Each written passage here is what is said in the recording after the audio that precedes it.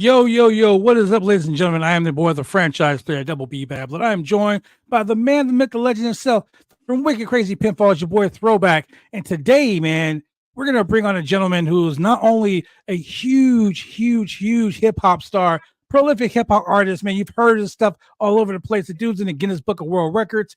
Man, the dude does video games. The dude loves professional wrestling. He is a Twitch superstar. Ladies and gentlemen, let me bring my boy in. Mega Ran. Yo, welcome to the Roundtable, man. How you doing? Hey, what's up? That was a great introduction. What's going on with y'all? Oh, man, it's an honor and privilege to get you on the show, man. I follow you on Twitch. I watch your gaming. I see how you get down on the gaming. I watch, on Twitter, man. You're a huge wrestling fan, and that's the reason why I wanted to get you on the stream. But you know what? People know about your music. They know you're like a prolific hip hop artist, man. They know you do everything in the music industry. But what they don't know, that you are a huge wrestling fan.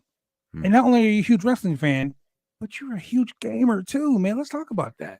Yes, that's my goal, to make sure everybody knows that. I take all those things that I love and try to put them all into my creations. You know what I'm saying? That's really what I've been spending the last few years doing.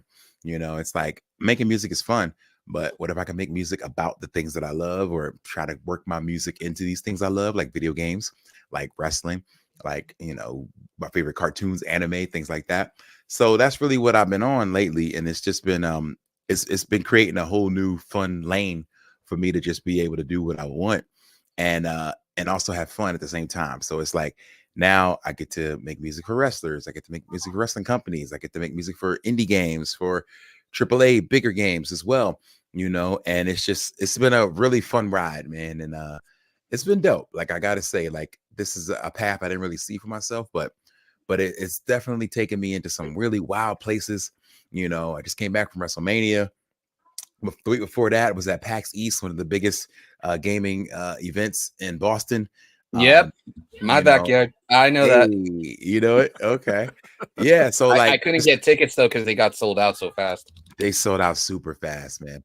And so yeah, to be able to have all those things come together at the same times, for me, it's been really dope. Like, I just been able to give my all to all the different things I love, and it's been working out well, man. I gotta say. So I'm gonna just keep doing it.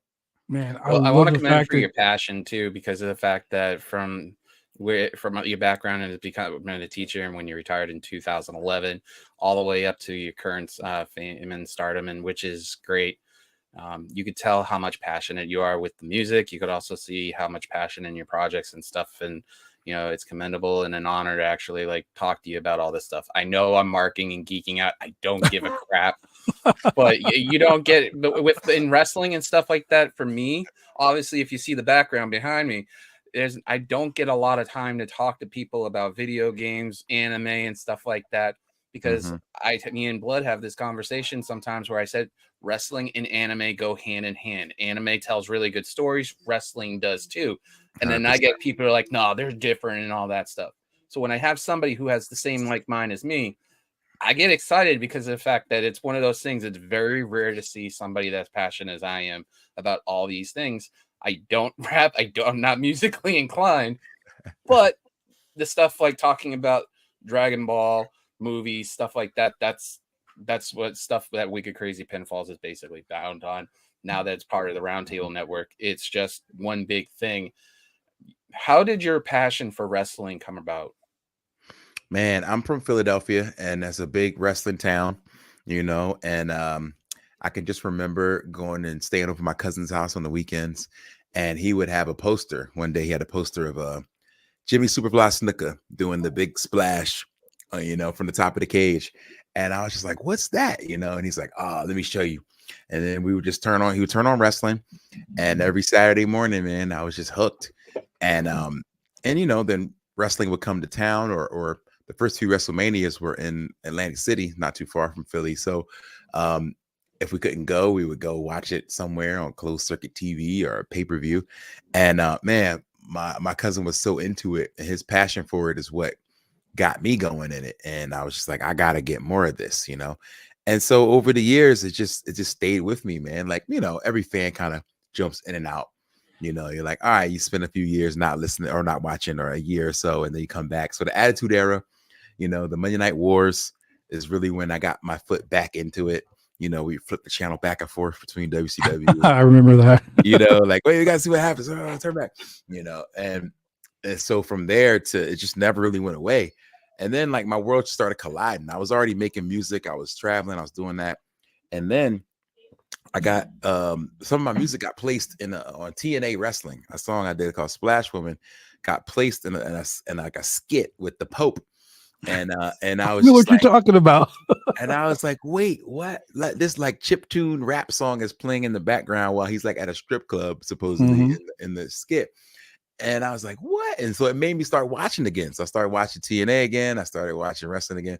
And then Xavier Woods hits me up. He's like, yo, I'm working with this company NXT and they're letting us pick our own music. So I would love to use some of your music. And I'm like, what? And so I just start seeing my worlds come together slowly. And from there, it was it. Like once I got cool with Woods, like he was like, hey, you want to come to WrestleMania? You want to come to a show? And then once I went and saw it up close, I was like, yo, I'm in all over again. So man, it's a different feel. Yeah, it's a different feel when you're watching on TV because like I've been a wrestler for 31 years and I've pretty much wrestled everywhere. Japan, Mexico, Canada, you name it, I've been there. And it's weird when you're like watching it on TV and then you're actually there. Yeah. Like, and I don't mean like as a fan. Like, I mean like you're in the locker room, you're in the back. You're like, whoa, this is crazy. Even that, yeah, there's levels to it. Yeah. So like, watching on TV, of course you get a fun experience, but then going there, seeing the pyro, seeing the people go crazy, you start feeling it. And then you get to the point where if you're ever able to be backstage or just to see how it works back there, it's a whole nother level of love to it. So it's been crazy. This weekend, I was fortunate enough to be able to do like pretty much every piece of what happens in wrestling. I started the weekend off commentating, doing commentary for Defy. I did Shout out to some my music boy Matt Farmer. Matt Farmer looked out, got me involved in that. I did some music for the event that they did at Suplex Wrestling Store. Then we get to go to Wale Mania where I'm performing. There's other wrestlers there, there's other rappers there, and we're having a good time. And then to go to WrestleMania night 1, sit down and enjoy the show. And then for night 2 to get like the ultimate call where somebody's like, hey, if you want, you could sit in on the drums during Roman Reigns' entrance because like, I think it'll be kind of big. We need as many people as we can. We need all hands on deck. I was like, oh, say less. So then to like get to walk through Gorilla, get to see everybody, get to like walk out and see the stage from that side of things. So I really got the full range of emotions, you know what I'm saying? Like, man, if I didn't love wrestling before this weekend, man, I'd be a lifelong hooked fan because everything I got to see, it was amazing. Like, it was just such an incredible time. But you've been involved in a lot more than just that. Like, I remember the very first time I saw you was I saw you at Wale Mania a couple of years ago. Okay. I tell you right now, there is no experience at WrestleMania weekend. I wrestled 14 times that weekend. Oh my God. But the one thing other than getting my jaw almost broken, the one thing I remember the most about that was Wale Mania in Orlando, Florida. That was the funnest time I've ever had up in the VIP looking at it. It was a freaking amazing, man. That was a great venue too, because it had like the upper level where you can kind of look down. Yeah. And I remember at the end of the night, like we just didn't know, like it was just one of those times where you could be like having a drink at the bar and turn around and Chris Jericho's right there or something. Like it was just a crazy time. Like everybody was out chilling. And it was such a good time, man. Like I told all my friends, like if you're going to do anything that weekend, get a ticket to Wale Mania. Like that I was is there with the Shad. best bang I was there for your with buck. I was there with Shad Gaspar and JTG, Willie Mack. Wow. And we were upstairs on the third level, on the top level, and Jericho was up there. I remember that, and like that was Kelly was thing. There. People were like, "Man, Jericho didn't pull up," and everybody's like, "Yes, he did." Pulled up. him and Kelly were upstairs with us, and I discovered something about Chris Jericho that night that I will never ever forget. I have to talk to you about that off the air because I ain't trying to. But it was wild, man. It was wild. That's funny. But dude, like you've been involved with so much stuff, man. You did the music for Woods when Woods became the King of the Ring. Yes. That was hot.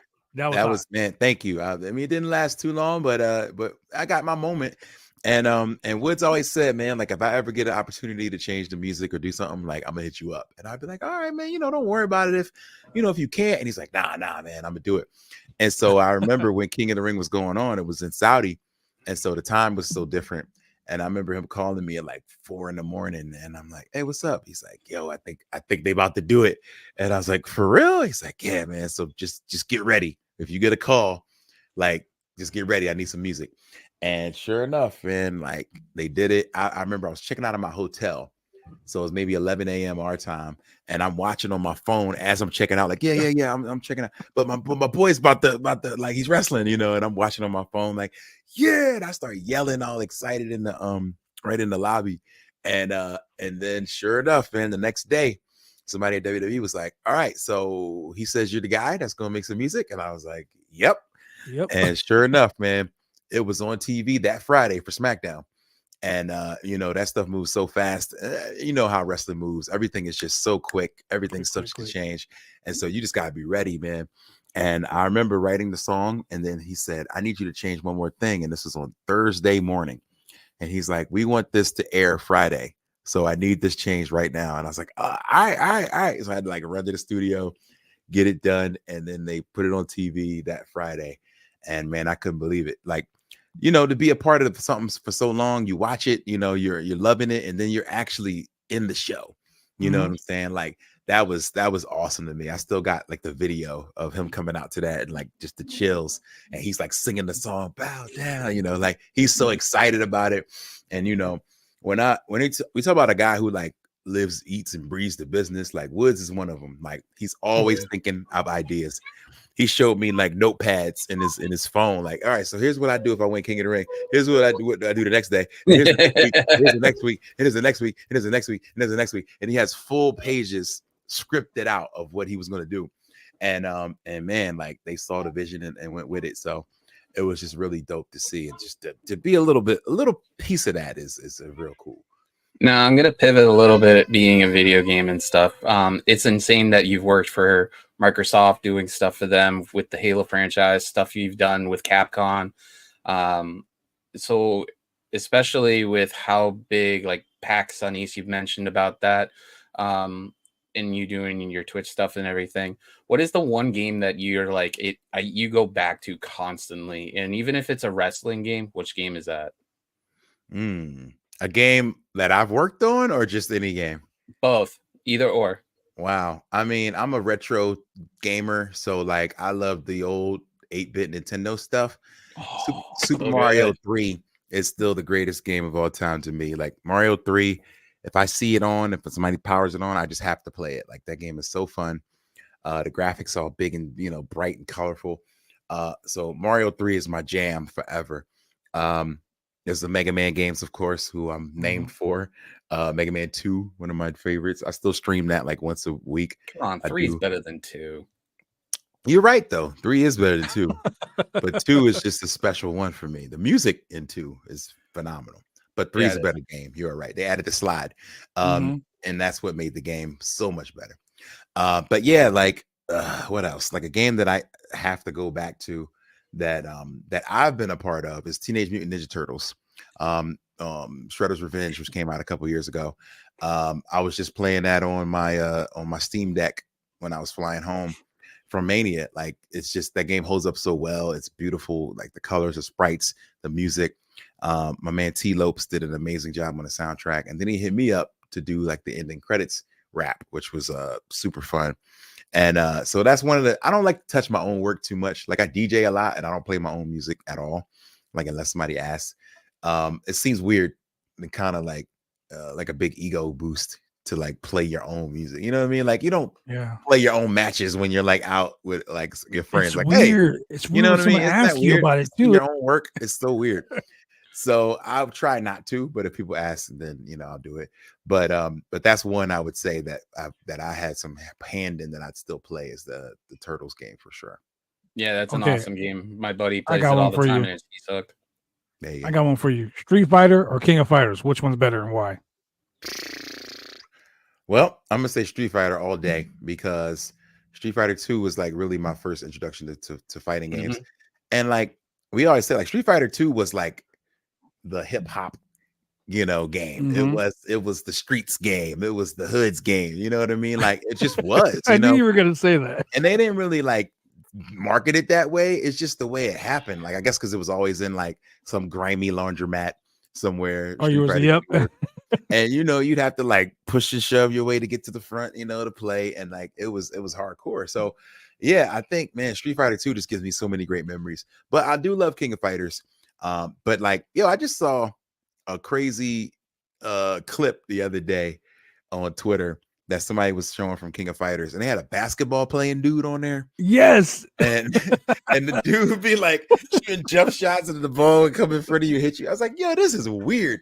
But I just played it the other day. That's what made me think about it. I thought that was hilarious. Like they put a basketball player in a fighting game who throws basketballs. Like that's hilarious, though. Street Fighter would never go there. But So I know you got a stream you got to get to, and I don't want to keep you too long, but I gotta ask you, Ninja Gaiden, which one? ooh, that's funny. I just did a little video on Ninja Gaiden. I know Ninja I was Gaiden watching it. Ninja Gaiden 1 is so hard, but has great music. I think it's 3. I think it's 3.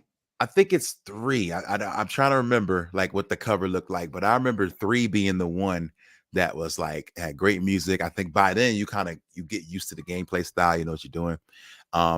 Yeah, I think Ninja Gaiden 3 was the jam right there. I think it was the one was like the pirate ship of doom or something like that. One like the snowfield or whatever it was. Yeah. Yeah. It's 3 for me.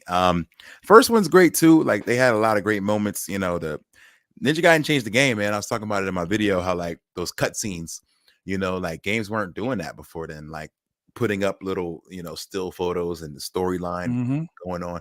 Like people weren't doing that, and Tecmo was so good at the cinema stuff. The Oh, Tecmo Bowl, Tecmo Bowl, Mhm. yeah. like you throw a pass and they're like, shh, they show a guy throwing, and they show a guy catch it, boom, and like that was really cool. Like they would add the cinematics to the game, and so yeah, Tecmo was ahead of their time with that. So shout out to them. But yeah, I think 3.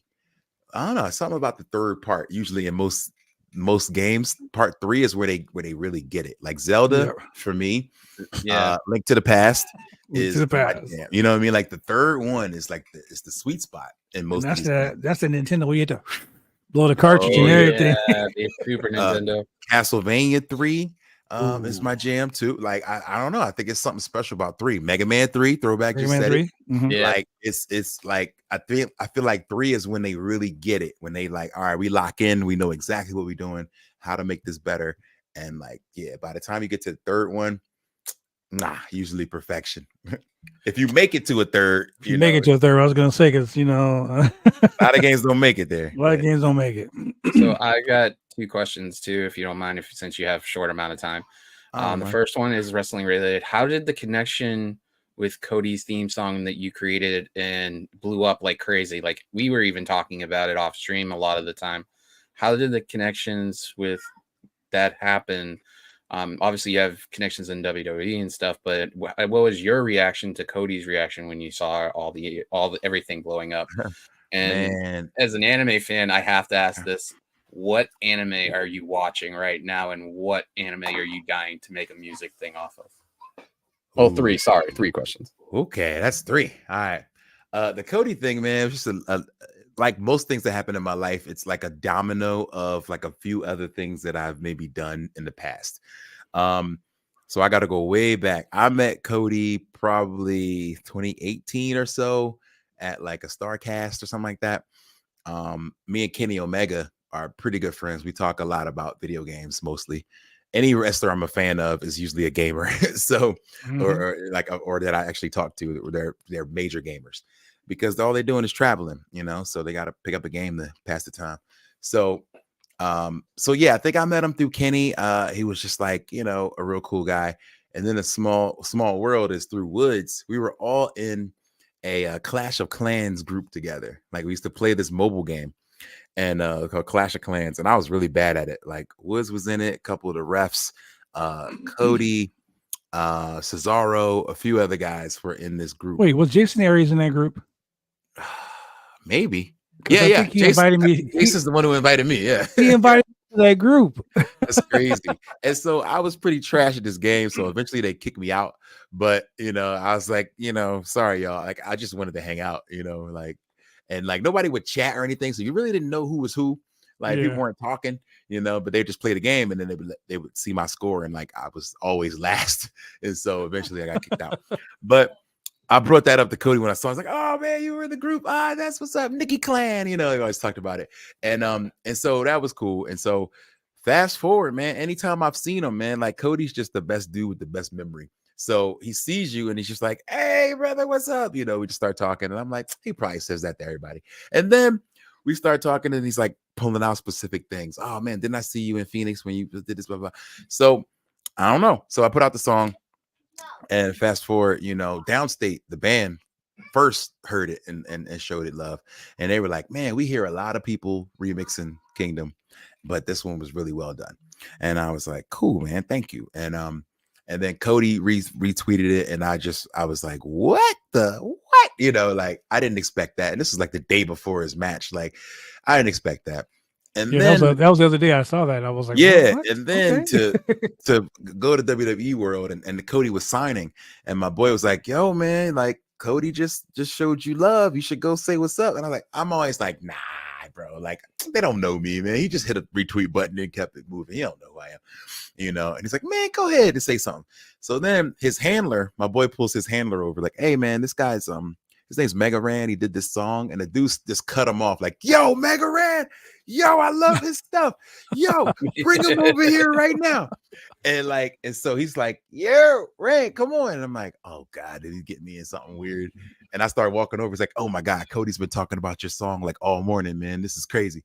And then Cody sees me. He's like, hey, come over here, man. And I was just like, what is happening right now? Like, this is wild.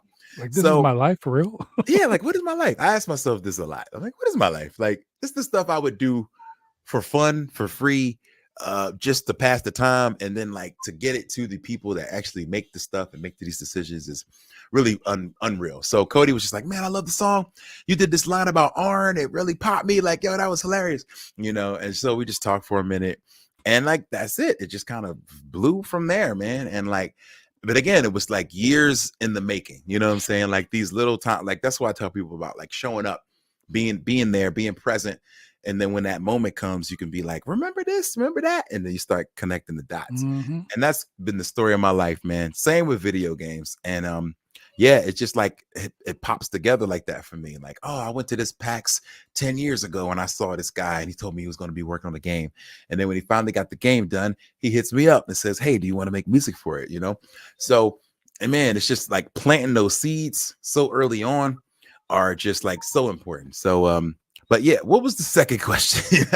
I'm sorry, man. It's just like I told something great, man.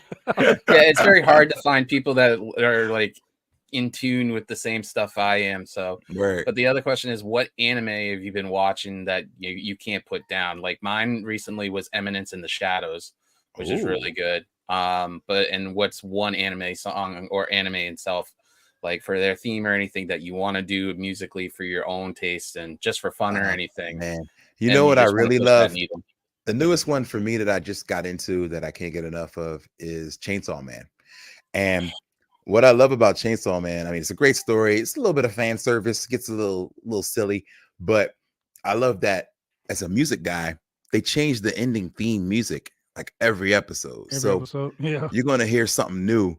And then every episode, I'm sitting there with my phone, like, what is this? Like writing it down, being like, wait, what did they use this time? So I love that about like anytime, any piece of material like that's going to be coming weekly, if they can do something to make me wonder what's going to happen next, then I'm all about it. Like the new X-Men. I don't know if y'all started watching that. I have to get started on X-Men 97. So good. Oh man, I'm waiting on My Hero too. Oh yes, My Hero. But I won't give you any spoilers, but best thing about it is you have to watch the intro every time, because the intro, it's the classic music. Changes every time. But yes, there will be something different about every introduction where you're like, wait a minute, who that? Or what happened? Why they moved him over there?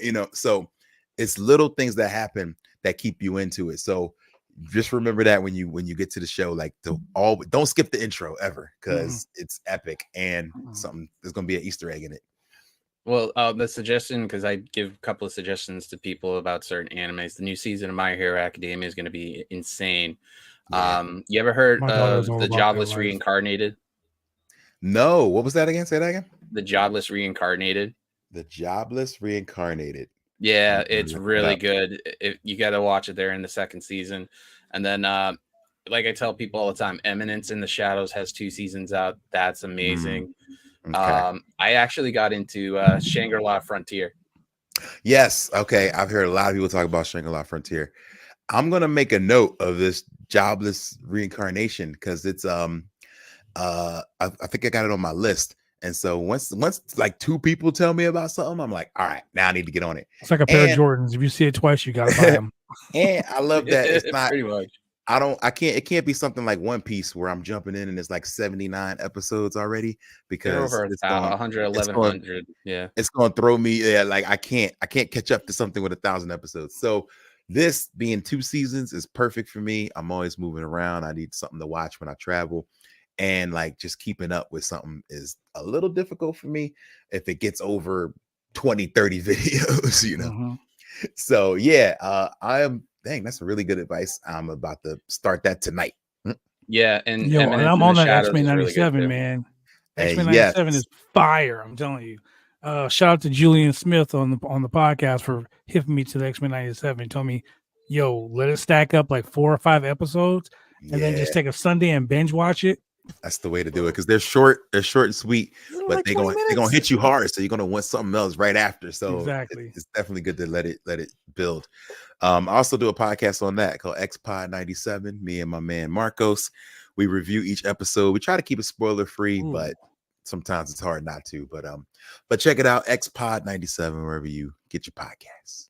Yo, man, this is what I want you to do. I want you to go ahead and just lace us right now with everything that you are doing, where they can find you, where they can hit you up, where they can friend you, where they can follow you, where they can drop some bits in the chat, all them places. Because I want to see you blow up even more than you already have. Oh man, I appreciate that.